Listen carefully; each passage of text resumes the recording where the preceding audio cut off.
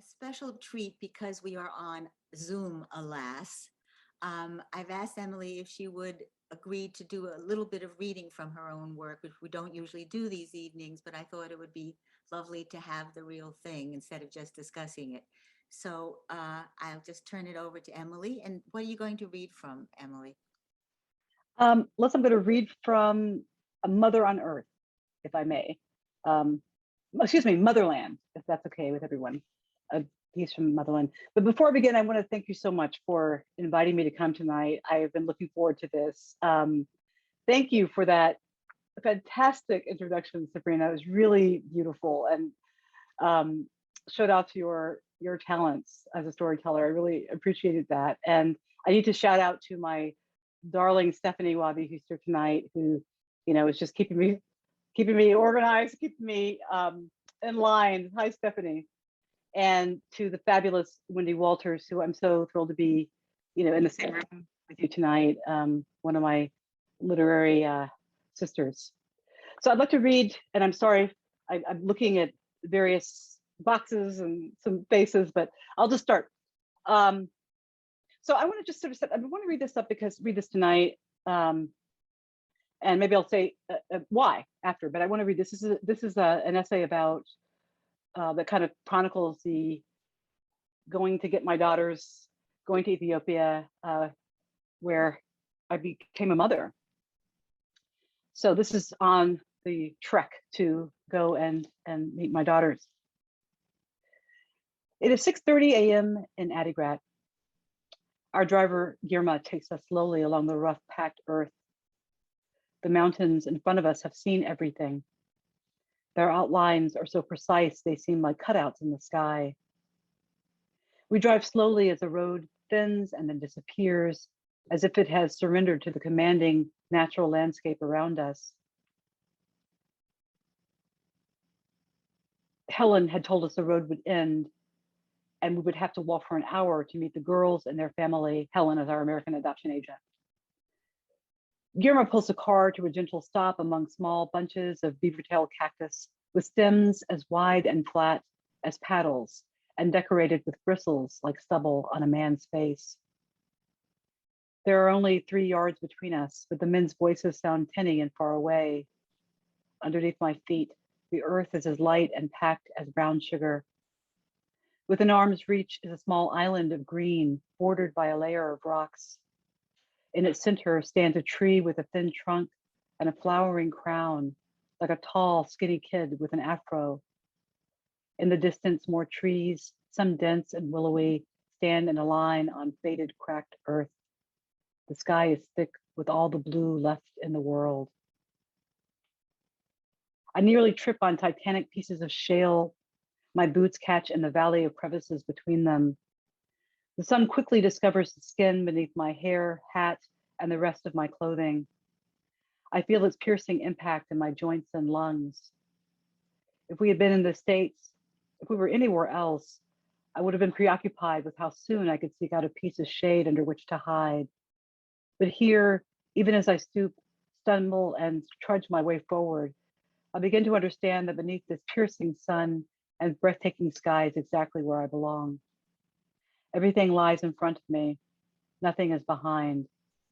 There is no shelter, nowhere to hide. The sun, it may be relentless, but it is glorious too, evaporating any doubt about the road ahead. I stand up straight. The heat is not something to shun, I decide, but only something else to carry. As we approach a group of thatched huts, topped with perfect cylinders of long grass, my heart beats so rapidly that I reflexively cover it with my hand. I smooth my shirt and adjust my hat. I hope I look like what the family wants for their twins. As we are greeted by the people to whom the girls belong, I imagine a woman being presented to a groom at the inauguration of an arranged marriage. Be prepared to be treated like royalty, Helen had written in an unusually helpful email. Indeed, the girl's family has slaughtered a sheep in our honor. A large platter of the roasted sheep meat sits on a clay table. The loaf of bread we bought in Adigrat is placed on the side. Everyone gathers to eat. But after a few token bites, I sit back on a bench molded from the same clay as the table and walls of the wide circular room. I try to arrange my features into an expression that communicates my appreciation for the food, my desire to enjoy it, and my inability to do so. I'm not successful. It is clear from the quality of the murmurs. Emily doesn't like it, Berhanu says, and smiles sympathetically. I can tell he is trying to translate the disappointment I have caused.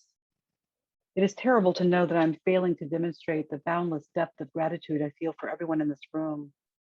A torrent of emotion clogs my throat. My palms sweat and tingle. I'm rigid with anticipation, eager for the wonderful, terrible moment in which the girls will be placed in our arms. Beside me, John eats heartily and drinks sheep's milk from a tin cup.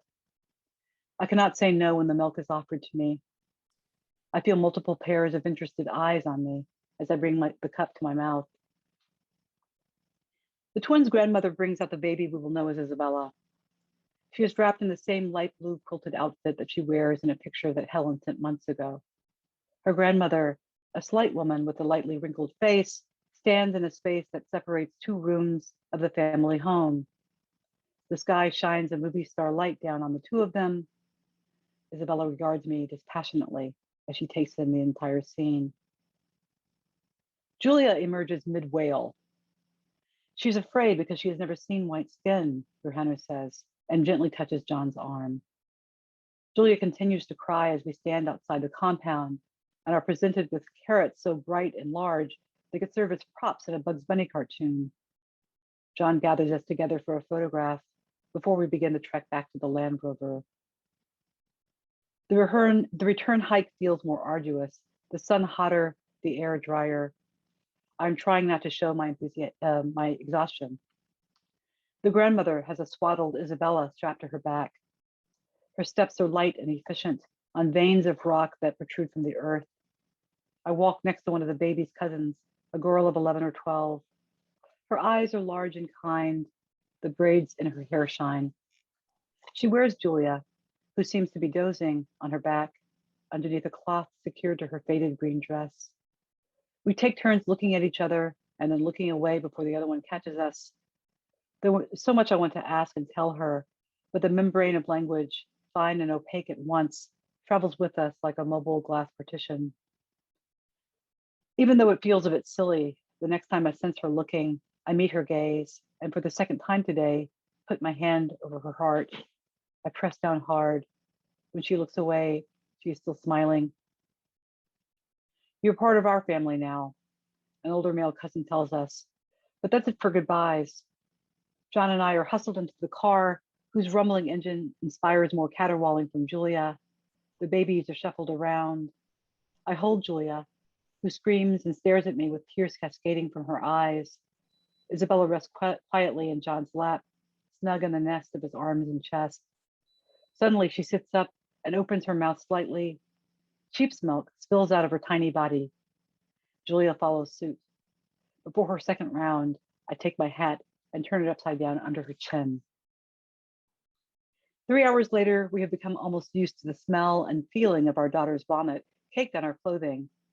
We are sticky with heat and sweat and bodily fluids by the time we arrive at the airport in Mekelle. John leaves the girls with me while he rushes to the bathroom to clean out my hat and rinse Isabella's excretions from his shirt. With the baby tucked into the crook of each arm, I sink into a plastic chair. My dizziness and blurry vision must be a result of the heat, I think. An older woman wearing a black hijab sits down next to me. She holds her arms open. I hand her Julia, and she pulls a small blanket from her belongings and hands it to me. She and John each take one of my arms when it's time to board. I still feel rickety as we walk toward the plane, but I have a firm grip on Isabella, who emerges from the cloth on my shoulder as slowly as a plant sprouting from the earth in a time-lapse video. She stretches her neck like a periscope and pivots her head slowly, a stern look on her face, like a general assessing a battlefield, or Magellan surveying the Atlantic, I think. And when she smiles, I believe we are sharing our first private joke. Julia has decided that it is my particular job to tend to her, so John and I trade babies once we are seated. She and I fall asleep quickly after takeoff. A few minutes later, A wave of pain propels me out of my seat and toward the bathroom. Along the way, I shove a miserable, indignant Julia into the arms of a pretty flight attendant. I'm on my hands and knees in throes of thudding, seizing abdominal pain when the attendant knocks on the door. As soon as I undo the latch, she snatches the door open. I look up. She is stony. I am perpendicular. Madam, your baby, she sniffs and presents me with Julia, who looks down at me with what appears to be alarm on her 12-month-old face. I'll stop there. Oh, It still makes me laugh. yeah. Oh, and then you get two wonderful girls, not just a good, Thankfully, gorgeous prose, but two wonderful girls. it's, How old are it's they now? true. They are 15 and Wow. they are cranky as hell, but they are still, you know, the loves of my life, you know, My brother all those says, cliches are true. my brother says the teenage years, they go in sweet. It's a dark tunnel, but they go in sweet, they come out sweet. So just hang in. Well, you know, what someone said to me once, somebody was quoting someone saying, teenage girls are vicious and vulnerable. And I remind myself of that a lot. You know, the vulnerability behind the, you know, the tart tongues. But they're my daughters for sure. So, you know, they have a lot to say. So, as I told you, I had the happiest of wallows in your work, beginning with Black is the Body. And in all the things that I read, I don't think I read one sentence of cant about subjects that are just smothered in cant. And it was quite an amazing experience. One of the things in Black is the Body that becomes clear very soon is that you are writing always from multiple perspectives. You're writing that book, as you say, as a woman, as a Black American, as a teacher, as a writer, as a mother, as a wife, and as a daughter. And the effect of all these perspectives is to give a sense of tremendous, tremendous depth. You say at a certain point, in my family, race was not a construction or a theory, which is how we hear so much of this issue described, or an outdated foundation of our reality. Race determined the contours of every choice we made, every mundane public act we performed was a project with a name. When we moved into our home, it was called integration.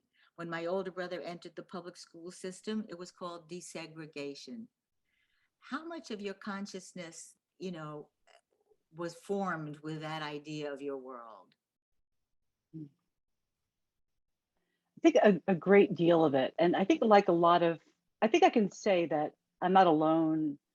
A Black girl in my generation growing up and thinking, when I go to the North, that's when I'm going to really be able to be, you know, inhabit multiple subjectivities and be a real person and not just sort of this, you know, in this place, which felt so, you know, literally, I remember coming to college and truly being confused because I had a friend who was Irish Catholic from Boston talking about all the kind of ethnic tensions. And I said to him honestly, but everybody's white, right? I mean, why are you fighting? I mean, I didn't get it. I mean, you know, in the South, that was it, you know, when I was coming up. So it was absolutely, you know, it determined everything. And my parents, who were, you know, really civically minded, not only just in terms of our immediate community, but really just, you know, historically, you know, you're always representing, as it was said to Jackie Robinson, you're on stage all the time.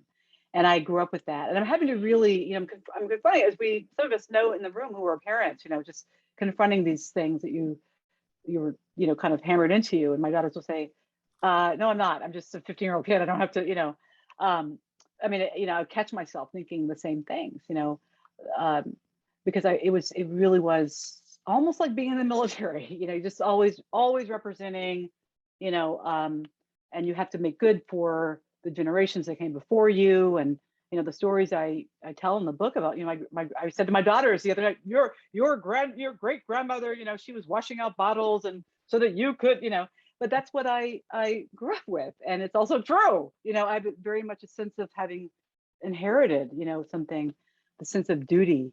But of course it gets more complex, you know, you get older. And I think that there is a problem in our culture where either we're talking in very abstract, you know, dehumanized theoretical terms about race, or, you know, it's everything, you know, it's just all there is. And I don't know where this is going, but we know that this is a cycle. It keeps getting repeated. What are our identities made of? Do we have the authority to name ourselves, to change the story?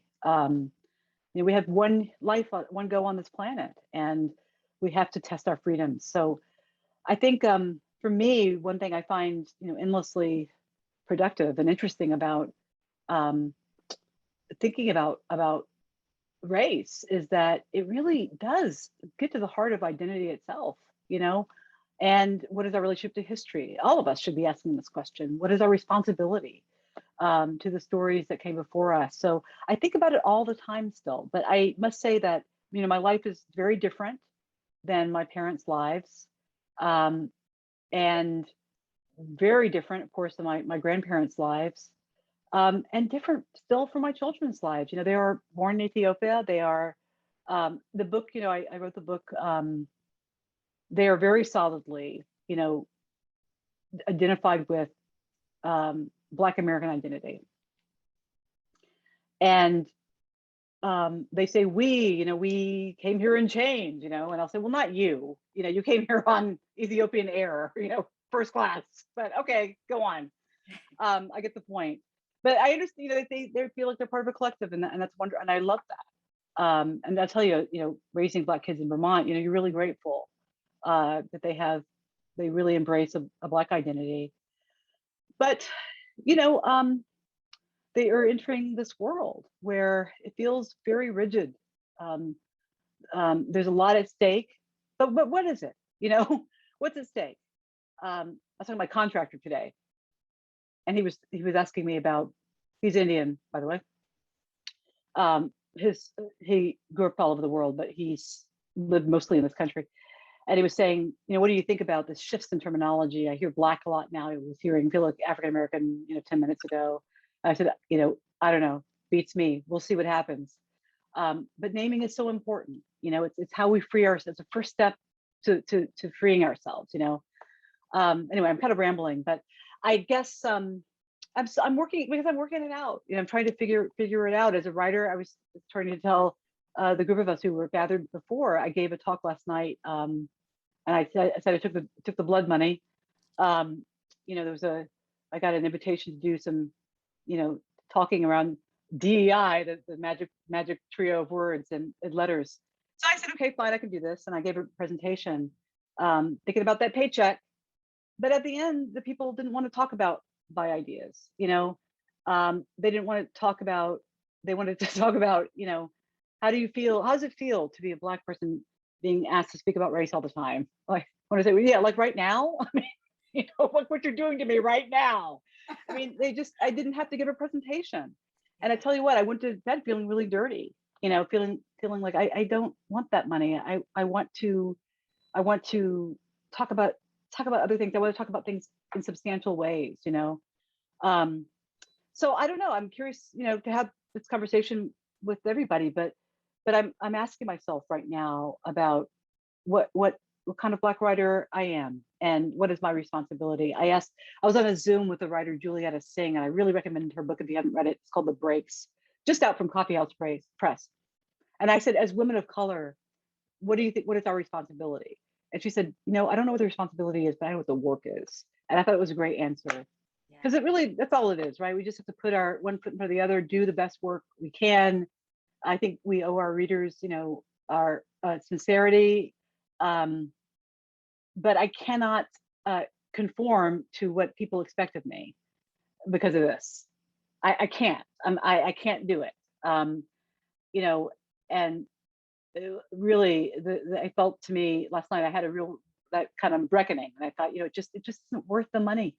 I want to talk about ideas. I want to talk about Zora Neale Hurston. I want to talk about the books I love, and what is so important about writing a good, clean sentence. But I cannot jump into this economy now, where we're really saying the same things to each other, and it feels very insincere to me. We're all, you talk about cantless, the same language. If I just spouted out a bunch of popular terms, I'm sure they would have been very satisfied last night. but I really heard Vivian Gornick speak today, and she said to me, rhetoric is the thing we use when we don't know what we mean, or something like that. I thought it was so great. You know, I mean, it's funny what she said. One resorts to rhetoric, sometimes from laziness, but she says an inability to find the right words.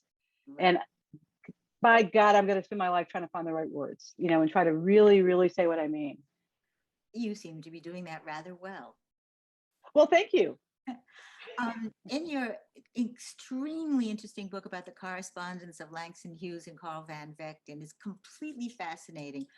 I'm sure most of our students don't know who Carl Van Vechten is. His star has not only gone down, is like obscured by the whole cosmos. One of the things that fascinated me about the correspondence was what they each wanted from each other, which wasn't sometimes, I mean, Van Vechten was a great supporter of the arts of Black people in Harlem.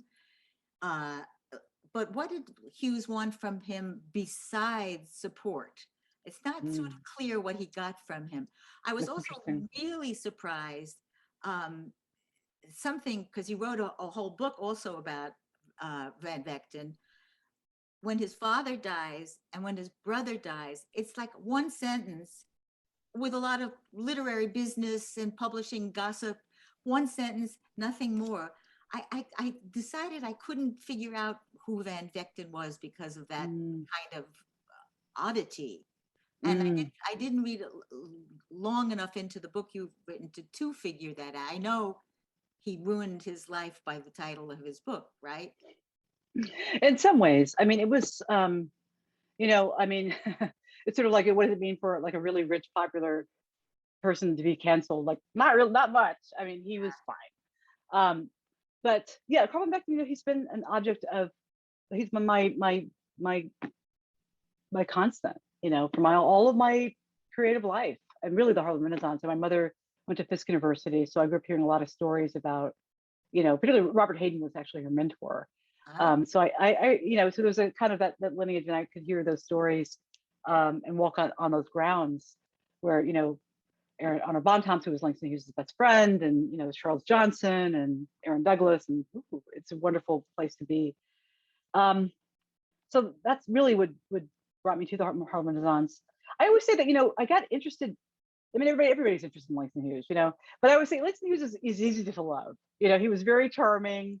He was really nice, you know, and so he never has really captured me because he's so universally loved. It's Van Vechten, who's a crotchety bastard and who was just, you know, just said everything. Who became, you know, he's a white guy born in 1880 in Cedar Rapids, Iowa, who went to the University of Chicago and fell in love with. He actually he went to his fraternity. I can't remember now the story, but it had to do with going to some clubs in Cedar Rapids and then discovering blues and discovering, you know, jazz, and that just opened the door for him. And he really spent the whole of his life promoting Black art. Now that's the G-rated version of the story. Yeah. You know, in 1926 he wrote a novel with, you know, he foolishly titled it, you know, I won't use say the word, but Inward Heaven. He was one of these white people who felt, you know, I'm an insider. I have this, you know, and was supported in this delusion by Langston Hughes and Dornell Hurston and other Black friends. They had you know, they were intimates, and we say things people were close to. We wouldn't say to other people, but Van Vechten had that kind of hubris that he felt the world should acknowledge, you know, his exceptional status, and that's the story essentially. But aside from that, he did a lot of good. He was a fan, you know, he was a fan. That's what I love about him. He would get so excited. He would take out full-page ads in the New York Times to just tell the world how brilliant a performer Ethel Waters. He just was crazy about Ethel Waters. And, you know, people were indebted to him. Yes, money was important. You know, he was very careful not to support people's career. He really didn't want that. He didn't want to be just a paycheck. You know, I taught my daughters, I tell them, I'm not a wallet with a mouth. I'm a human being. So Van Vechten also wanted to be treated as a human being. But he also was, you know, very aware of his social power and wanted people to acknowledge that too. So I think the question you ask is a really interesting one. what did Hughes want from Ben Vechten? I think Hughes, he didn't have great relationships with his parents. When he met Ben Vechten, he was a good 22 years older than he was.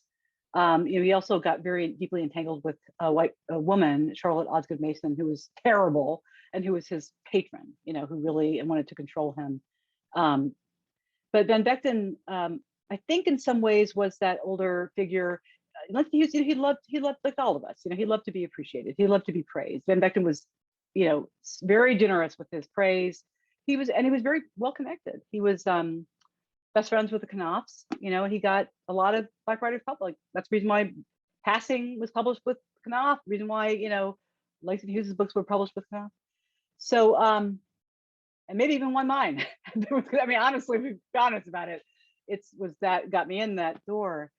But I think there's a real, there's a human thing. And it's interesting to think about how people have written about those relationships, because just like any human relationship, it can't purely be described or captured by, the taglines of today, like white supremacy and white privilege. These terms are inarguably accurate. At the same time, they cannot capture the complexity of who we are, and relationships are complicated. When Ben Vechten started out, I think Hughes did need the support of a powerful person. He was the Oprah, in some ways of his day. Ben Vechten said you were something, and oh my God, your book was suddenly, people were buying it. He had that kind of cachet, so that was very valuable, more valuable than the money. I think Hughes was a very loyal person, and I think toward the end of that relationship, that was really what it was about. I think Ben Vechten was, and I just, glad for the cautionary tale of him, because he became very bitter, when his star did plummet, and Hughes' star just never stopped rising, and he felt he deserved more. I need more recognition. I've done so much. And Hughes was very generous and very tolerant, and I think he never forgot his elders. And one of the most beautiful moments for me, when I knew what the book was going to be like, I was reading one of his letters he wrote. He was older and he was really ranting, and he was pretty awful. Like, I've helped so many Black people and they're so ungrateful. And he was writing back like, okay, Carl, take a breath, But on the back of the letter he wrote in red ink, CVV at a ripe old age. And I thought that was so interesting, because Ben Vechten was not long dead, but was dead for several years at that point. And I just imagine him make the decision. I could toss this letter, and kind of preserve, his reputation, but he was doing something more important, that we are all grateful to as literary people, leaving this behind and trusting us. As you judge him, remember, he was an old man and he was disappointed. And so this is what happened. Don't be like this. So I think that I was interested in the human dynamics there. But I think Hughes was, as I said, just a very loyal person. He it really took a lot for him to get really mad at somebody and to cut them off. Even Hurston, she really did some things to him, and he got mad. But he was showed up for her when she needed him. So he was loyal, really, in the end. And Ben Vechten would write to his good friend Dorothy Roberts. Oh, excuse me, not Dorothy Roberts. Who's an author. I can't remember her name. She was modeled. She was a librarian at the 125th Street. Anyway, and he would say, Langston, he would, he's not writing me. He's traveling all over. I don't know what he's doing. And it was really, just watching this. In some ways, it's a simple story. This mentor who watches his student outdistance him, and it can be hard for somebody with a fragile ego. Yes. Is it okay if we talk about scar tissue a little bit? Oh, sure. Yeah, absolutely. Yeah. So I only know two stories extant in the literary canon that deal with something so horrendous that actually happened, that was in the news. You were stabbed with a whole bunch of people in New Haven by this crazy person. There's another story that's seized from the news, except it's not as personal as that, which is Joanne Beard, The Fourth State of Matter, in which she combines this horrible mass killing with being dumped by her husband with her dying dog in a completely extraordinary and wonderful way. And your story, Yeah. the same thing. This happened to you, but the thing that I remember having read that unbelievably beautifully written story is the moment when you're in the hospital and the very icy cold surgeon, you put your hand on him and he says, "Don't touch me." And I think my whole body sort of went into shock to read that. But it's a writer's deliberate choice to feature something that would actually happen really. And I still don't know how you did that story, to tell you the truth. Mm, I now read it twice and I don't know how it is, but it took you a long time to be able to write about it, right? absolutely. It took me every day of all of the years. You know, it happened in 1994. And I think I started writing short tissue in about 2008, I want to say, Hmm. around then, around that time, maybe 2010. Um, Maybe more recently, but it took me a long time to figure out. And I actually was sitting with Ann Fadiman in a coffee in New Haven. Some of you might know it. And I said to her, Anne was in and there. Anne was in there at the time oh you no, were. no, this was Oh, this was a few. This is right. Oh, really? so this must have been. I guess I started writing it maybe 2012 or Oh, something. okay. Yeah, I was in New Haven, hanging with Anne and doing something Yale-ish. And I said, "Oh, Anne, it was because they had a satellite shop." I said, and I just was like, "Oh, we're in coffee." I was having coffee, and she said, "Well, are you going to write about that?" And I said, "I don't know, And she was dealing with a sort of a health issue, and I said, "You're going to write about that?" She goes, "No, everybody has that, but not everybody gets stabbed." And honestly, it was. I really thought. I think there are a lot of reasons why, I think what would be surprising to you. First, I didn't know if I wanted to go back there literally in my mind and Right. experience that. I tell you, honestly, I didn't want to capitalize on what to me felt like just a really sensational story. I know this sounds crazy, but I just didn't want to be that writer. I just felt like, well, I mean, but is it really a story? And then, I Yeah. didn't want to be, we can't, as BS preachers, you don't get credit for living. You don't get credit for being stabbed, So I just thought I wanted to really, can I treat this in a really literary way? And do I have the proper distance, to really understand it? But a friend of mine gave me an assignment. I had to give a talk, and she said it was the theme of the class was something about, it was a epistemological thing. That word I always get like the right rhythm of it to get it, epistemological. And so the topic was how do we know things? And so I thought, and actually was writing it at a hard moment. I needed to answer that question.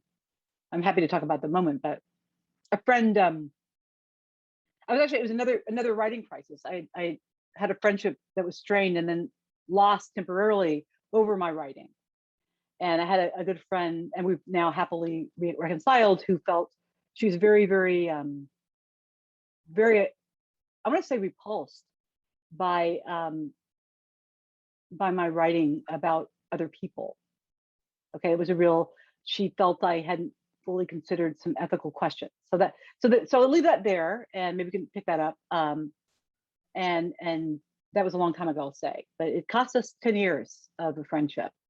Wow. Um, and essentially she wanted me to promise I wouldn't write about her, and I couldn't make that promise. So the fate escalated right to that place, and I couldn't. But so my friend said to me, write this, answer this question for the student, and I thought, well, one thing I know it happened to me that I get to write about is this story. All right, so I'm going to sort of think about that. And that the moment you talk about is the hard moment of the piece. It was a scary night.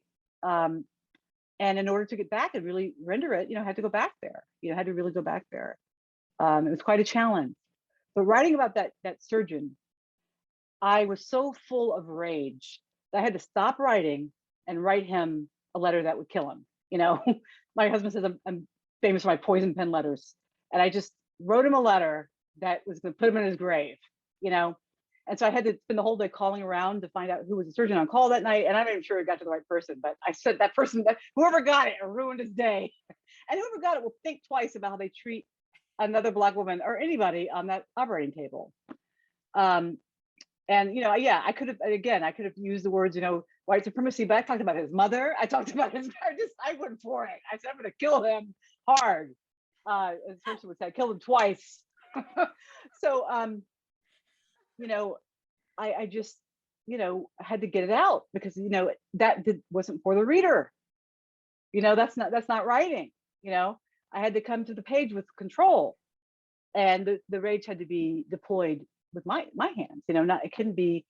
I think we can't presume. We have to be in full control when we get to the page. So I had to do that and lacerate him and punish him so that I could write the story, and take what happened in that moment that could help the story. But of course I wanted to make that plain, and it was tough. And when you're writing something tough, and when you just have to let it lie, and you just can't lie. You can't soften it, can't tell it, wrap it in a joke. You just have to tell what happened. But I mean it when I say that was the damage that has stayed with me. I mean, not John was saying, and I'll say to you all that I learned something, because as I turned my book in, not 3 weeks later, I was back in the hospital with another round of adhesions. It was quite a joke from the universe. I think I thought I'd written it out of my body. I really thought I had that power, and I was wrong. But John, he's been with me. He's been my cab driver every time I go back to the hospital. That's what I married him for. And he said, I thought you were going to fight that surgeon, because I just have so much rage. And luckily the surgeons I've seen since then have been able to just be with me through it. And I could often say to them, my first experience with the surgeon, it was very dehumanizing. I'm not going to let that happen to me again, even if I kill you first. I'm not going to let it happen. I can't afford to let that happen to me again. Well, he's damned for all eternity, because he's damned in the book. I mean, you've done it. I mean, never mind the letter. There it is, and black on white. There it is. Finished. Right. He's done. We all hate him. Everybody that story hates that man. Totally. He was terrible. And what's interesting is that there's another doctor who came the next day, and I think I spoke to him, and I told him what happened, and the doctor said, he admitted it. He said that he was trying to not reassure me, but explain with some context. He was sensitive, but he said more than he thought he said. It was a white doctor, and he said, he sees a lot of, these on-call physicians see a lot of gunshot wounds and stab wounds, and he meant black people. He meant, black victims in New Haven, and that's what he meant. I said, well, it was vindicated. Like, at least I'm not crazy. I know that that's what happens. That that's what I was to him, just another black victim. Like these police who don't see us as people. So that was scary, but the experience taught me a lot. And people say to me, will say, like, you don't hate the guy who stabbed me. I really don't. I mean, honestly, he was a paranoid schizophrenic. I wouldn't wish that diagnosis on anyone. That is a hard life. And he was not in his right mind. My daughter had an incident happen to her at school with a teacher that actually, I must say, so in awe of her. She really corrected it on her own. But it was really traumatizing. I mean, it was around race and gender, and just the way he conducted himself in the classroom was pretty reprehensible. And he admitted it, but still the damage was done. But I told my daughter, I said, what happened to you? Someone betrayed you who was supposed to protect you, and that's what was so traumatizing. It took you by totally surprise. The man who stabbed me, he didn't know me. I didn't know him. We collided in that moment. Again, he was not home. I mean, I looked in the eyes of somebody who was not there, which is scary in its own way. My friend of mine who was stabbed told me that this guy, his name is Bruce Shapiro, he's right for the Nation. And the guy was on top of him stabbing him. And he said, "What did I do to you?" And the guy said, "You killed my mother." And Bruce said, "Oh, I bought the farm. You know, this curtain's for me. This guy's out of his mind." But we're laughing. We all survived. The story would be very different if somebody had died. Exactly. And thankfully, he only had a gun. I mean, I think about that now. That it was early before these things were just every day, and he didn't have a gun. I'd be dead. And or maybe just damaged more than I am now. So, that's the vantage point from which I tell that story. His story ended that night, and now it's my time to pick up and make meaning out of it. Right. Well, you made meaning out of it. Not everybody could do that with such an incredible story. In the essay called "I Can't Sleep," in this last horrible year when there's so much violence happening, and you're talking about your reaction to all the racial violence that was happening last year and the year before and forever. But you said, read a book, I don't know what book that is, I'm making my own guesses, but about white supremacy that made a convincing argument about the transhistorical continuity of racism as a fundamentally, irreversibly American phenomenon. The rest of what you write doesn't seem to subscribe to that view. This was a dark night, or you were convinced by the argument of it. I'm sorry, one more time, Lisa. I'm sorry. You were convinced by the argument of the book, or because in the rest of your writing you don't. Oh, I see. That. Oh, right. A temporarily black mood, or was it he makes cogent arguments for why we're going to always be horrible this way forever? Oh, I mean, I think that, what will it take? It's just, let's face it, it's just true, right? It's just true that this country was built, on the backs of so many people, Native people, Black people, how do you correct that? The thing that's rotten at the core. I don't know, but I'm here to find out. Yeah. And I'm here to try, and I'm going to spend my life trying. But I don't know that there is a solution. I don't think there's salvation on this earth at all. I think, all of our institutions are corrupt. I mean, capitalism is corrupt. We were talking about this right before we came on, right? With this, how can, this is the question that a lot of the writers of slave narratives were asking. How can you live purely in a corrupt world? It's the thing is the game is rigged. And I think about it every day. But just because that's true doesn't mean that it's not worth trying. It doesn't mean, that is a real argument, and that's just forever untrue. And nobody's excused from it. We're not. I think that's a problem with a lot of discourse today, that people just are trying so hard to be pure, be better, Some people. And if you pay too much attention to those people, it'll either crush your soul, or you might become one of them. You'll get seduced by that competition of like, who's better, pure. None of us is pure. I don't think, I was writing this sentence the other day about, actually I was at an event, and I'd seen people I saw right before lockdown, literally, the world was closing, and I was with them. And my friend, who's Sicilian, said, back when we were innocent, and I was writing, and I said, I can't use that word to describe myself as an American. Yeah. I can't. Yeah. That's just incorrect. Yeah. So, but it doesn't mean that, I don't enjoy my American life, and that I don't believe, like James Baldwin said, I don't, he said something about, I read recently, cynicism makes human living turns into an academic affair. That if you're alive and you get up every day, that is optimism. That's you get up, I'm going to try to do what I can do to make human life better. But so yeah, I think I like that. And I think I'm of many minds, and I think, like many people, I think the thing that changed for me over this period of time is that I think I honestly, call me naive, that's fine. I think I honestly believed that that most people were good, probably before the election of Donald Trump. Now I believe many people are good. Yeah. But I no longer believe most people are good. I think it was a surprise to a lot of politically romantic people in a certain to have absorbed enough of the crap we've been told about the country to believe it. And but now I think everyone has moved in the direction that I know that way. And maybe we now agree with Bertolt Brecht, who said maybe it's time to find another electorate. Maybe so, right? Maybe, wouldn't that be amazing? Yeah. But I think also, I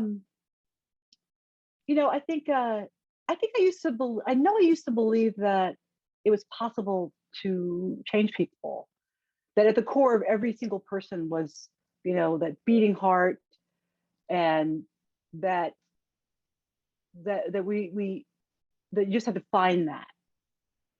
And and I'm like many people now who say, there are people I'm just not interested in hearing from anymore, you know, Yeah. done hearing from you. I mean, just nothing. I don't like being dismissive. But there are people I have lost faith, you know, that can be saved, you Right. know. Right.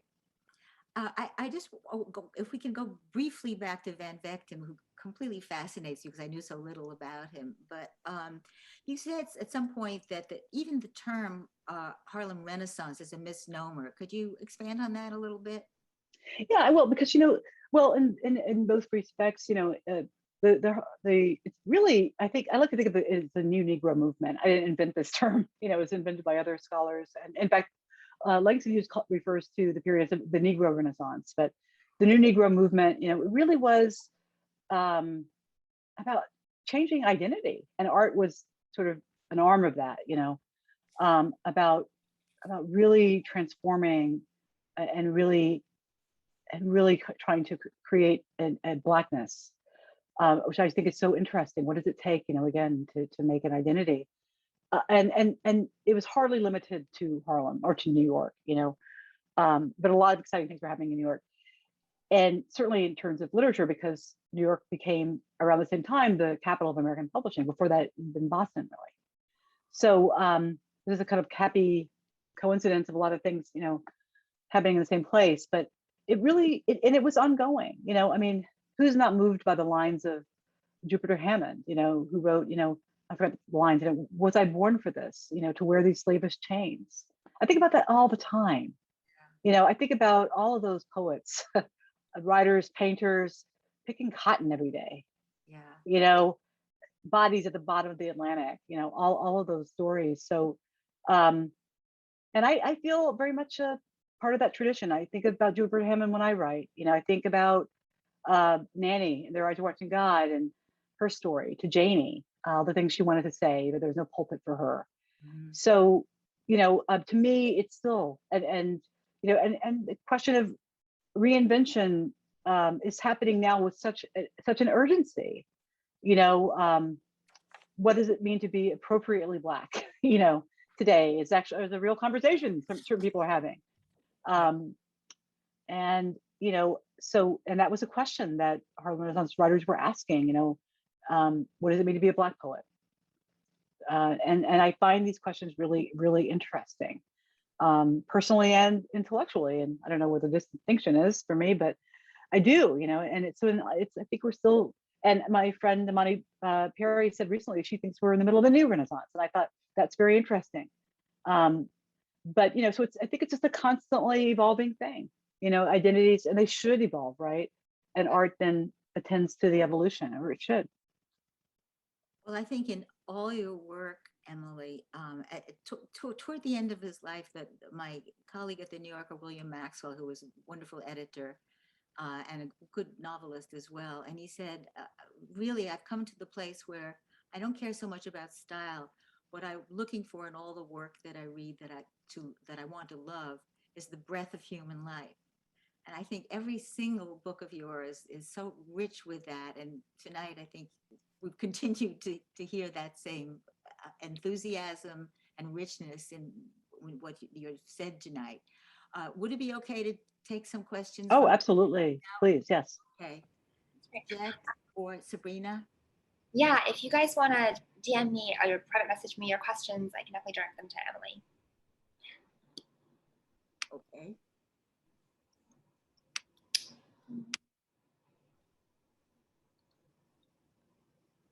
Any questions? Anybody? We could just go on talking. I have a question. Please. Oh, should I send it to Sabrina? Oh, go ahead. I'll text Go you. ahead, please, Jack. You know, I was just I was thinking about a number of things, but thinking about kind of negotiating the tension between like writing your own personal truth about the people in your life. So I was thinking about how your friend stopped speaking to you, or how there was like a rupture in your friendship for like a decade. And I kind of almost obsessively think about my family and write about them too. And I'm like kind of scared to show them these things. So one of my friends was like, oh, they'll just be happy that you write about them. But I often wonder, if the context and way in the way I write about them is going to have an impact, and like how to negotiate that. And also I have a hard time placing like my true self on the page. And this is like so hard because my workshop professor is here and she's like, I know, but I feel like, you know, Yes, you do. both Liz and Wendy have like seen, you know, that struggle. And so I kind of wonder, how do you like write through that, that barrier, those barricades that we kind of put up to protect ourselves, almost from ourselves, or when you don't have periphery. I don't know if I'm making any sense, but You're making perfect sense. Absolutely. And I'll say to you, Jed, that you're already doing it. You know, you're already doing it. And as you say, you know, you have to write through it. You have to write through it. You know, I think that my friend Liz Gilbert says, no horizontal thinking. And what she means is, you know, if you lie in bed and think, you can't think your way through these things, you know, it's just boots on the ground and you're already doing it. And it's trial and error. You know, I do think that there are of course writers we know who say, to hell with everybody else, you know. And I say, you know, Godspeed to them, you know, and I don't think that's a wrong way of doing it. You know, we can name them off the top of our heads. We can talk about, you know, David Sedaris, and other writers, Jamaica Kincaid, who really just say the thing, you know, and but even someone like Vivian Cornick, who I absolutely, you know, admire so much. I told her I heard her speak today. I know because she's told me that she's been surprised in her book, the one that A Woman in the City. You know, she has a character, she calls him Leonard in the book, and her niece, who grew up with this man, who was a really close friend, said, "I'm so glad you weren't mean to, you know, Uncle Leonard in the book." And she thought, "Am I mean?" And I thought that's funny. Even Vivian Gornick is sort of cut up short, you know. But she told me very importantly, and she told me what I've told you. You know, you already know the answer because you're committed to it already. You just have to be alive to the problem, and the problem will keep emerging. But I think people like us, or writers like us, are drawn to that line, and we have to be honest about that. You know, I know of writers who would never dream of writing about, you know, children, spouse, and that's their story, that's their thing. You know, they're not compelled. You know, in the same way we're compelled. You'll be surprised every day of your writing life. You know how people are going to respond. People you thought would be furious will be like, "Oh, I love seeing myself in print." They might even recognize themselves. They just think of it, you know, as a character, as a character. Or people you might write kindly about might take you know, umbrage about something, and maybe there's jealousy, you know, or you know, some kind of discomfort. But Vivian told me that, you know, for her it was trial and error when she was starting out. She thought I was a very dangerous person. You know, she would just whole cloth take conversations that were she had in private with people and write about them. You know, she learned, you know, about what her limits were. I think you write the thing first. Your obligation is to the story first. And then, you know, when it's ready, because this is a different animal from the writing to publication. You know, it's a long journey. A lot of people are involved in that journey. But you write the story that feels right to you. And then you can begin negotiations. Now, for me, the people who I care about what they think, most of them live in my house. And, you know, my daughters now, we negotiate. And they'll say, Julia said, "I want you to start writing about me." And I was like, she's okay, when you start writing less. And I said, "Okay, I'll do my best. But what I'll promise is I won't publish anything without you seeing it first." And, you know, one day at a time, you know, we haven't yet reached a place where she would say, you know, "If you write this, I'll be furious." But we have negotiated about things. The essay I read to you guys from the piece about, you know, Isabel throwing up, you know, I mean, it was obviously not an essay I would write as 15, you know, I'm not going to write about the puke, you know, that would not be cool. So, you know, it's a different thing, you know, they have their private lives that I'm not privy to and shouldn't be privy to, but I'm still a mother and I'm still entitled to write about that experience, you know. But I think that there's no safe way to do it. And I think that writers who are drawn to write about others, we just have to be honest with ourselves that we don't want to play it safe. You know, it's not what we're about. That's not what we're here for. And there's a cost sometimes. But the good thing is there are communities of writers who will have your back and you can talk to about it. You will not be alone. The worst part is you feel like the most terrible person on the earth, you know, someone's upset. Well, there's so many people who've done it before, gotten in worse trouble, you know, or the times I've regretted when I've written is when I haven't been honest. And often I'll tell you, it's blood money again. And I'm gonna call out O Magazine as a devil. The devil pays $2 a word, and it could be very seductive. And I look back at pieces that I've written, and I think it wasn't totally me, and I was very nice, you know. And I think, you know, did it need to be out there? I mean, okay, I paid for whatever, but I don't feel proud of that work, you know, because I was writing to conform to what other people expected. You know, O Magazine no longer the same, but it was a formula, you know, and I'm not that kind of writer. So I think that we just have to be honest about who we are, what our plan is on this earth, you know. And if your plan is to be liked by everybody, I know that's not your plan, but I'm just, you know, just if we can say it, if you're playing, you know, yeah, it's probably the wrong profession for you. Or, you know, you could write some advertising jingles and put us all and buy us and sell us all. But if your plan is to be honest and to write, you know, and testify your experience, probably people are gonna get their feelings hurt. And in the end, it's life, you know, and they have to get over it. And you can also say, Vivian said to me, don't write it if you can't live with it, you know? And I would say that, you know, try to practice that golden rule, you know. But I just hope that, you know, and my daughter's threatened to write about me. I'm like, well, just treat me the way I treated you. Just be honest. And you know, I think also if we enter into a story and admit our own foibles first, that creates a level playing field, you know.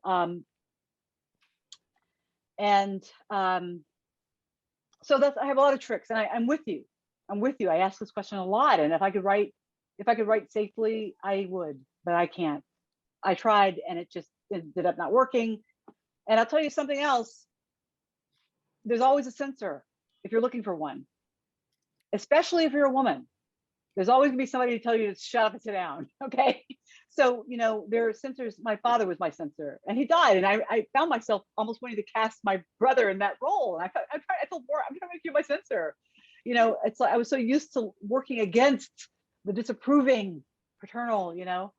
So that's what I find is that, and sometimes that we have to just not give them any credence, you know, and sometimes we have to just tell people to be quiet and let us do our work, you know, and sometimes the price is worth being paid.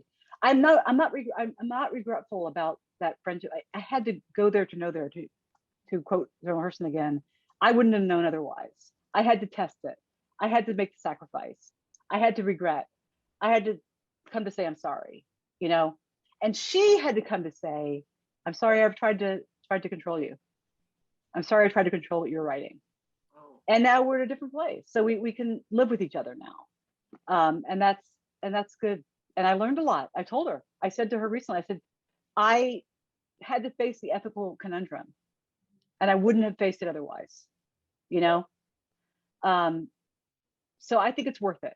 And I think you're going to be the writer you are. And I know that's a writer who's brave, and you'll learn you'll learn over time, you know, and you'll develop that thicker skin and be clear about your project, you know, and who you are.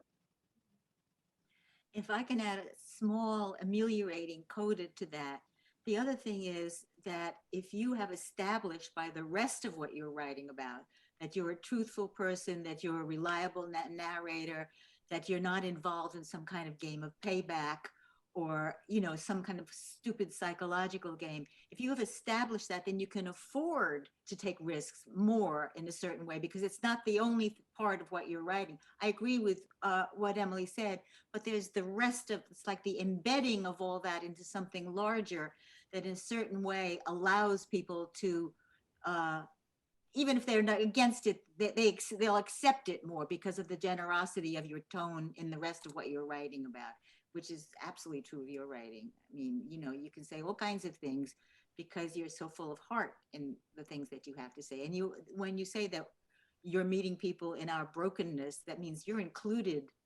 You don't portray yourself as a perfect person by any means. Yeah, well, thank you.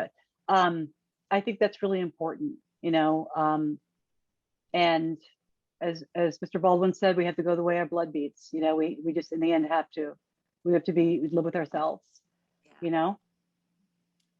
And also, may I say, I mean, I think also for me, courage is really, you know, I don't struggle with time really.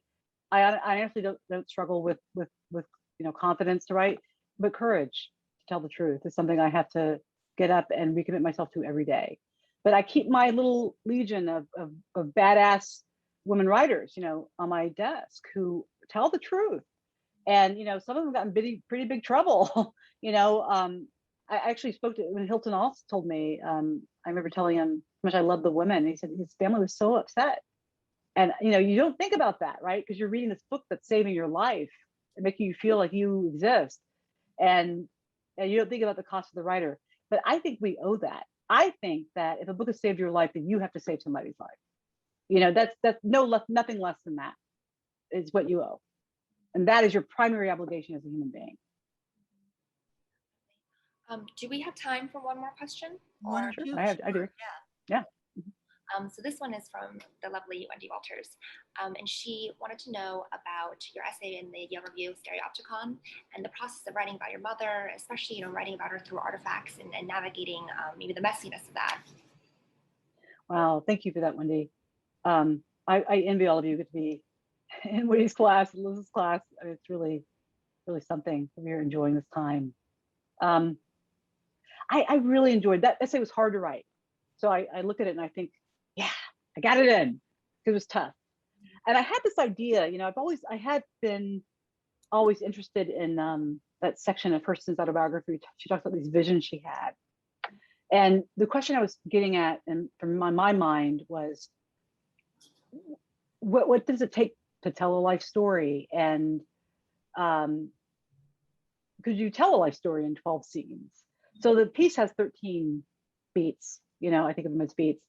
And it was interested in the experiment, you know, and the scaffolding that she kind of set up. And, you know, the idea that, you know, it's sort of how we look at it, you know, we are always ordering experience. Of course, that's our job as writers. You know, we take experience and we shape it.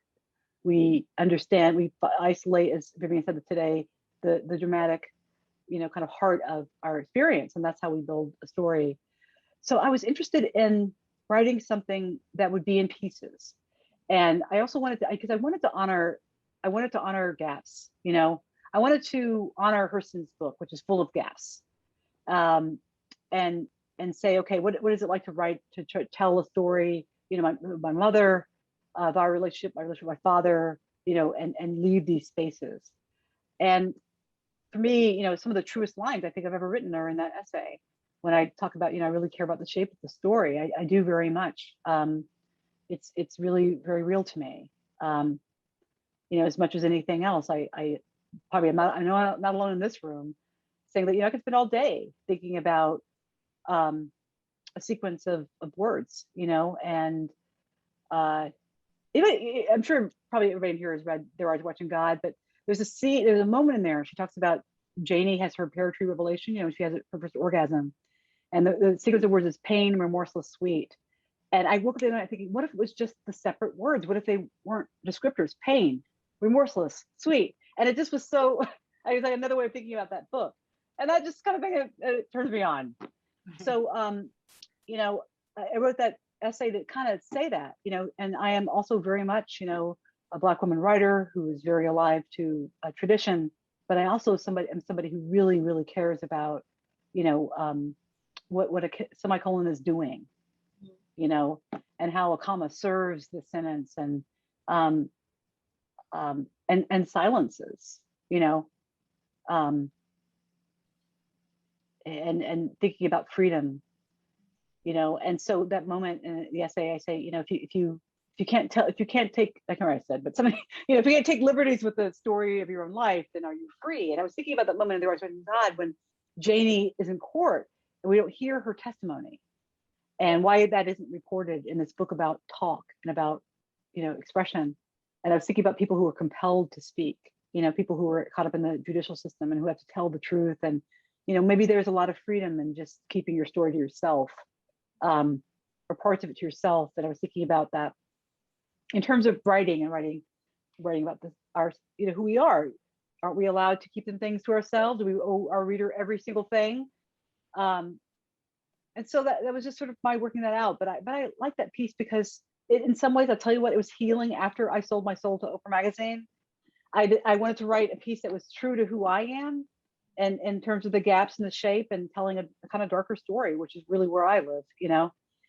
So it's the, I get, you know, it was the version for my $2 a word for O, and then I told the truth in the pages of the Yale Review, because I said I'm going to do it this way. And when I first proposed it to Megan O'Rourke, who's, by the way, amazing as an editor, everybody, you know, she didn't quite see it. You know, she said, well, I don't know, 12, what is this? I said, just trust me. You know, I really feel this, and I've been thinking about this for many years. You know, this part of Hurston's book, and I really feel it's time to really try this out. But I think that the real me is there in that piece, as much as anything I've written, I would say, in that piece. Thank you. Thank you, Wendy. Any more questions?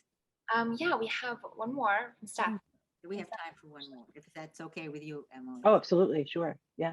And she wants to know how you navigate having an academic career and writing for a more popular audience. Oh yeah, that's a great question. Is this Stephanie Wabi? Yeah. Stephanie knows the answer to this question. But listen, we talk about it a lot, and you know, Stephanie's all up in my business, helping me manage my email, and she sees all the mistakes I'm making, and she knows this is tough.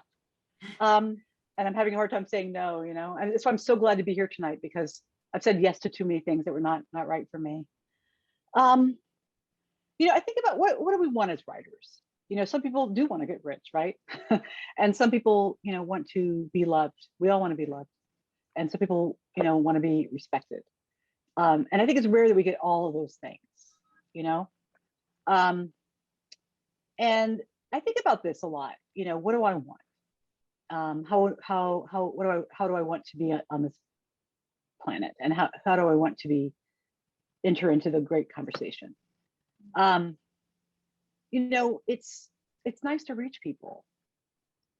There is absolutely nothing happening on my Facebook author page. And I mean, there are no, so I mean, part of me thinks, I sometimes I think, God, I'm just sort of whistling in the wind sometimes. Like, I don't know how this popular thing works, you know? And I look at these writers who have cultivated a real public presence, you know, and I'm interested in that. Some people, you wish they'd stay off Twitter. Just please go back to do some writing. You know, why are you fooling around Twitter? I have one writer friend he stays on Facebook. Like, I thought you were a serious biographer.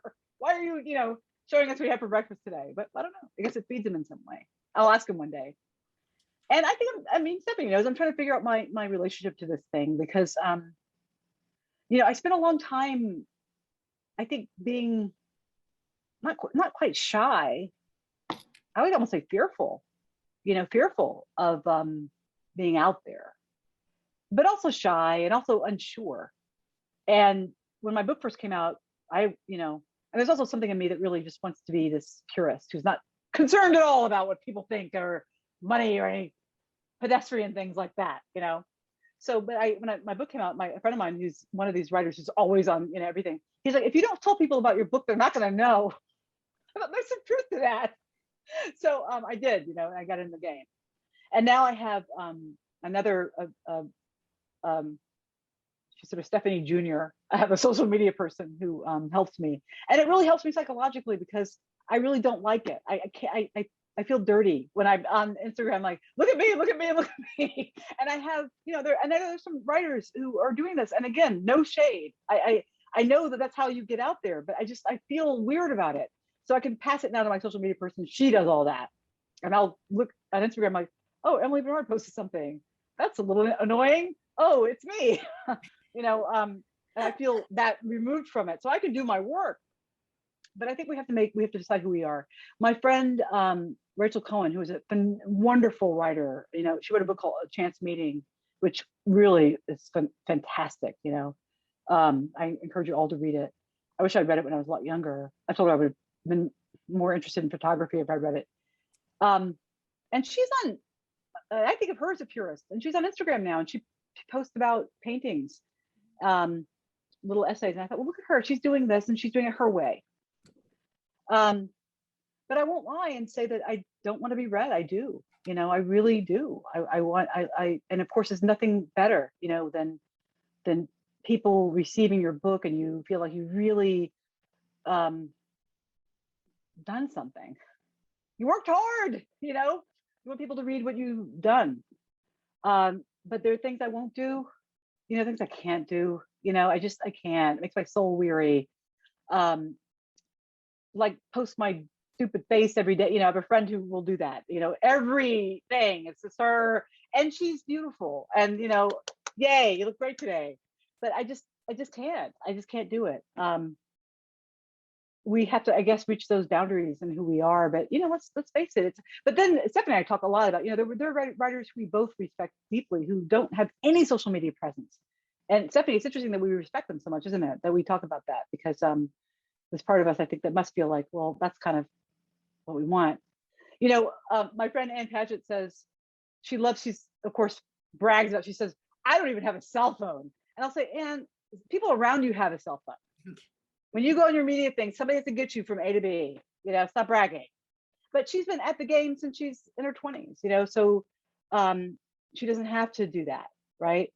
But those of us who are kind of starting, now, I mean, you have to contend with social media. But I think I'm still learning this thing. I just want to do my work and I want to get better at what I'm doing.